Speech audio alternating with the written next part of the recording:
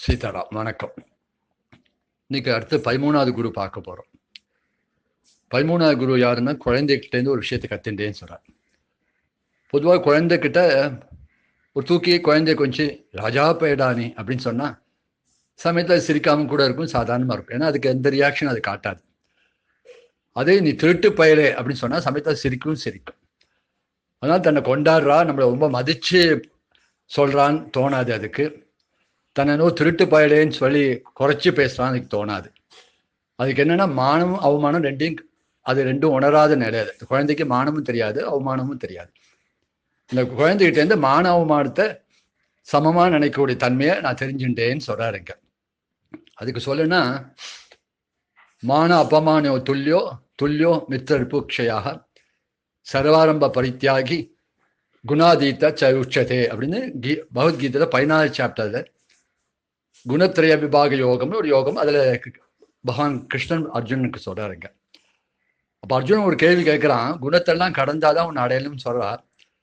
சப்தம் குணம் ரஜசும் கூட இந்த 3 குணத்தை கடந்தவன் எப்படி இருப்பான் அப்படின்னு கேட்கிறான்.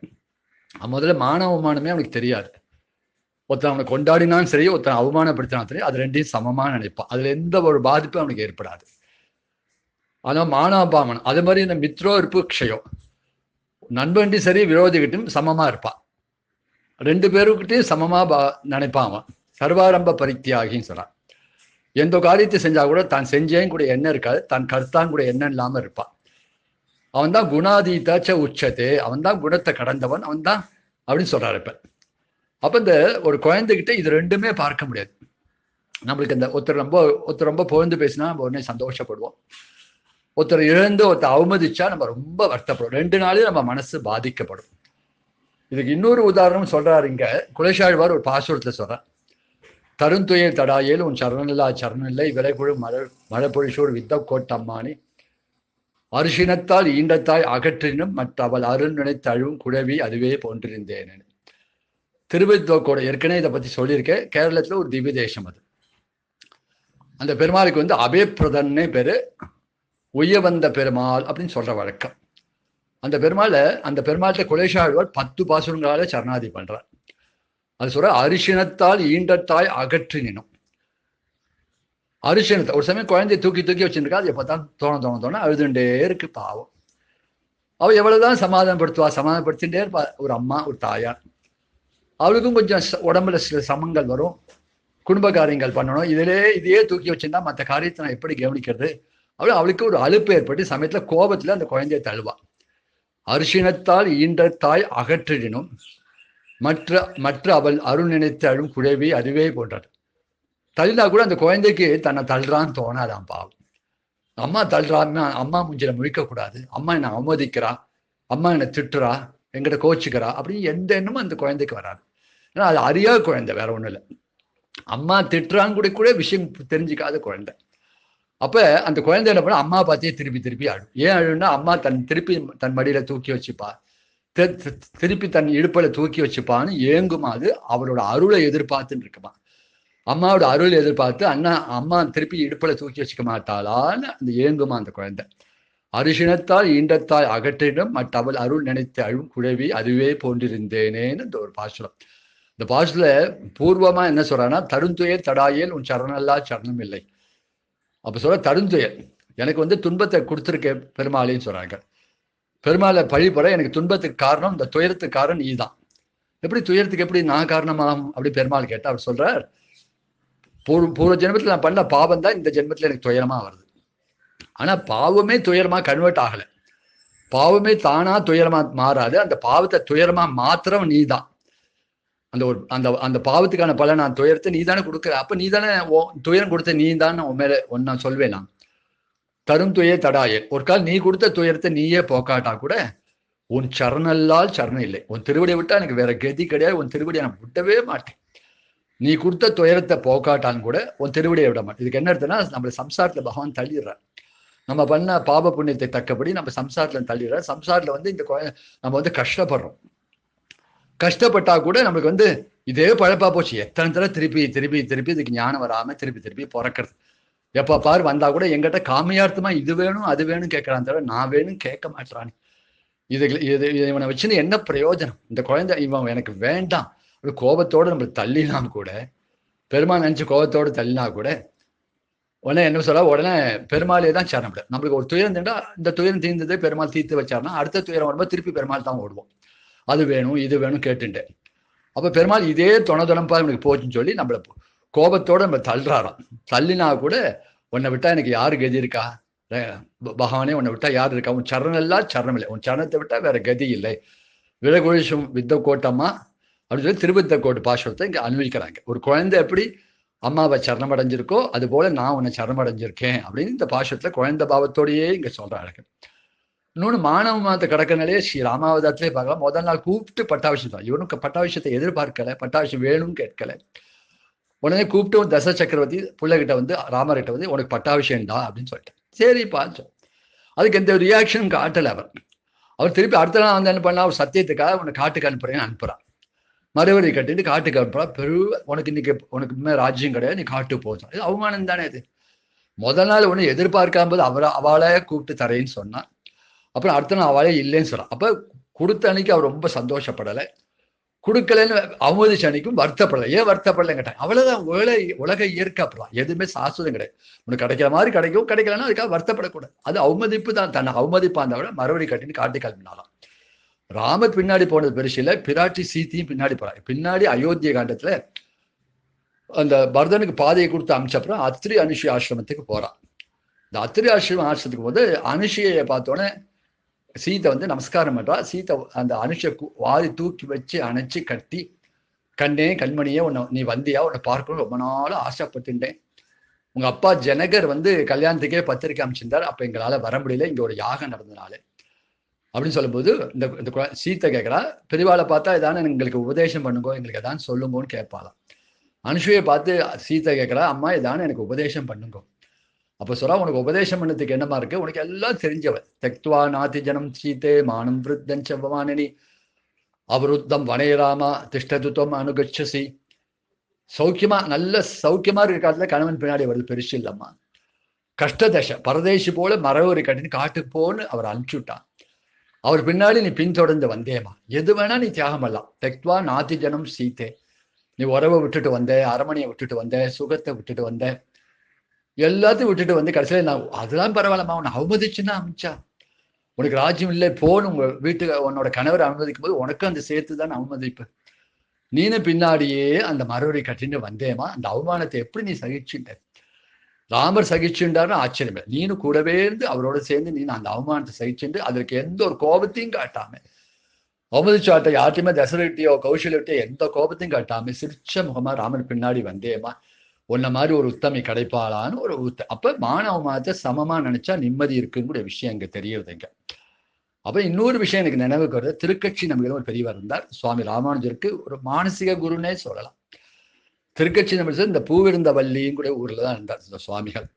இந்த பூவிருந்தவல்லின்னு அந்த சுவாமிகள் பண்ணா, அவ பெரிய வைசிய குடும்பத்துல பிறந்தவர், செட்டியார் குடும்பத்துல பிறந்தவர். அவ அப்பாவுக்கு நிறைய சொத்து இருந்து கடைசி இந்த சொத்தை 4 பிரிச்சு 4 பிள்ளைகளுக்கு கொடுத்தா. 4 பிள்ளைகளுக்கு கொடுத்து இதை வச்சு மேற்கொண்டு இங்க வியாபாரம் பண்ணி பெருக்குங்கன்னு சொன்னார். அப்ப இவர் என்ன பண்ணார், இந்த திருக்கட்சி நம்பிகள் அது எல்லாத்தையும் அதுல எல்லாம் நந்தவனத்தை அமைச்சு புஷ்பத்தை அமைச்சு புஷ்பங்கள் நிறைய புஷ்பங்களை நல்லா பயிரிட்டு அந்த புஷ்ப மாலையை கொண்டு காஞ்சிபுரத்துக்கு நித்தப்படி பூவிருந்தவல்லியிலேருந்து பூந்தமல்லியிலேருந்து காஞ்சிபுரத்துல போய் இந்த பெருமாளுக்கு இந்த மாலையை சமர்ப்பிப்பாராம். அப்படி சமர்ப்பிக்கும் போது போற வழியில ஸ்ரீபெரும்புதூர், அந்த ஸ்ரீபெரும்புதூர்ல வந்து ராமானுஜர் வீட்டுக்கு போய் திண்ணல உட்காந்துப்பார், கொஞ்ச நேரம் விஸ்ராந்தி எடுத்துப்பார். அப்ப சின்ன வயசுலேருந்து ராமானுஜருக்கு திருக்கட்சி நம்பியோட பழக்கம் ஏற்பட்டு அடிக்கடி கைங்கரியத்தை பத்தி கேட்ப. எதுக்காக நீங்க போறீங்கிட்ட கைங்கரியத்தை பத்தி நிறைய சொல்ல, பெருமாளோட கைங்கரியம் பண்றது. அதனால கைங்கரிய ருச்சி ஏற்படுத்தினதே திருக்கட்சி நம்பி தான். அது மட்டும் இல்ல, பெருமாள் காஞ்சி வரதராஜனுக்கு சாமர கைங்கரியம் போடுவார், இவரே சாமரம் போடுவார். சாமரம் போடும்போது ராத்திரி ஆச்சுன்னா அர்ச்சகர் வந்து கடைசி அர்த்த ஜாமம் ஆச்சுன்னா நடைய சாத்திட்டு வரணும். நடைய சாத்திட்டு வரும்போது சாமரத்தை வச்சுட்டு இவரும் கிளம்ப வருவான் திருக்கட்சி நம்பிகள். அப்ப காஞ்சி வரதராஜன் பேரருளாளர் என்ன சொல்வாரா, நீ போகாதே, நீ இங்க இருந்து ராத்திரி முழுக்க சாமரம் போட்டுன்னு சொல்ல. ராத்திரி முழுக்க இவர் கதவை சாத்திட்டு ராத்திரி முழுக்க பெருமாள் பேசிகிட்டே இருப்பாராம். அச்சாவத நிலையில, அதாவது விக்கிர ரூபத்திலே இருந்தபடி அந்த திருக்கட்சி நம்பியோட பேசுற ஒரு பாக்கியம். அதனால்தான் திருக்கட்சி நம்பியருக்கு ராமானுஜர் என்ன கைங்கரம் பண்ணும் கேட்கும்போது அதை வரதராஜ பெருமாள்கிட்ட அவர் கேட்க, அவர் வந்து சாலை கிணறு ஒரு கிணறு இருக்கு, அங்கேருந்து தீர்த்தத்தை கொண்டு வந்து இந்த மடப்படியில கொண்டு சேரு, அந்த அந்த தீர்த்தமே பிரசாதத்துக்கு உபயோகப்படட்டும். அந்த தீர்த்தம் பெருந்தேவை தாயாருக்கு ரொம்ப பிடிச்ச தீர்த்தம், ரொம்ப ருச்சியான தீர்த்தம் அப்படின்னு சொன்னாராம். அதுபோல அந்த சொல்லி அந்த கை அப்படி பண்ணவர். ஒரு சமயம் இந்த இவருக்கு வந்து இவரே குருவா ஏற்றுக்கணும்னு சுவாமி ராமானுஜர் விரும்பினார். ஆனால் அதுக்கு திருக்கட்சி நம்பி சம்மதிக்கல. ஏன் கேட்டா, நீங்க சர்வ வேத சாஸ்திரம் கரகண்ட பிராமண குலத்துல பிறந்தவா, நான் வந்து உங்களுக்கு குருவா இருக்குது அழகு இல்லை, நீங்க வேதம் படிச்சவா, அதனால நான் வந்து அப்படின்னு சொல்லிட்டேன். இருந்தாலும் இவரோட ரொம்ப மதிப்பா ஒரு நாளைக்கு இவரை திருக்கட்சி நம்பில தன்னோட வீட்டுக்கு சாப்பிட கூப்பிடுறார். சாப்பிட கூட்டோடனே ரொம்ப மதிச்சு கூப்பிடுறார், அப்படின்னு பிரியத்தோட கூப்பிடுறார். ஆனா இவருக்கு சிரமம், ஏன்னா மற்றவாள்லாம் அக்ராட்ல என்ன நினைப்பாளோ, இவரை பத்தி என்னதான் விமர்சனம் பண்ணிடுவாளோன்னு இவருக்கு கவலை. அவர் சொன்னா, நான் கைங்கரை முடிச்சுட்டு வரேன், அது வரைக்கும் நீங்க வெயிட் பண்ண வேண்டாம், நீங்க என்னோட திருமாலைக்கு போங்கோ, என் தேவி இருப்பா, தஞ்சமால் என் தேவி இருப்பா, அவ உங்களுக்கு அமுது படைப்பான்னு சொன்னான். ஒரு நாளைக்கு இவர் மேலே கடைசியா 10 மணிக்கே கிளம்பிட்டேன். ஏன்னா ராமானுஜரோட உட்காந்து சேர்ந்து சாப்பிடக்கூடிய சிரமத்தை அவருக்கு உண்டு பண்ண வேண்டாம்னு சொல்லி இவருக்கு ஒரு மரியாதை, பிராமணால் மேல ஒரு மரியாதை ஏற்க தோண்டும். அதனால அங்கேருந்து இவரை பண்ண 10 மணிக்கே போனார். வீட்டு வாசல போய் அம்மான்னு கூப்பிட்ட, ராமானுஜான்னு கூப்பிட்ட, ராமானுஜர் கோயில் தான் இருக்கான்னு தெரியும் இவருக்கு. அவ தேவி வந்தா, இது மாதிரி வந்திருக்கேம்மான்னு சொல்ல, ஓ ஆமாம்மா அவர் சொன்னார், உங்களுக்கு அமுது படைக்கணும், உங்களுக்கு இன்னைக்கு சாப்பாடு போடணும்னு சொல்லிருக்கான்னு சொல்லி அவரை உள்ள கூப்பிடவே இல்லை, திண்ணிலே உட்காத்தி வச்சு இலையை போட்டு சாப்பாடு போட்டான்.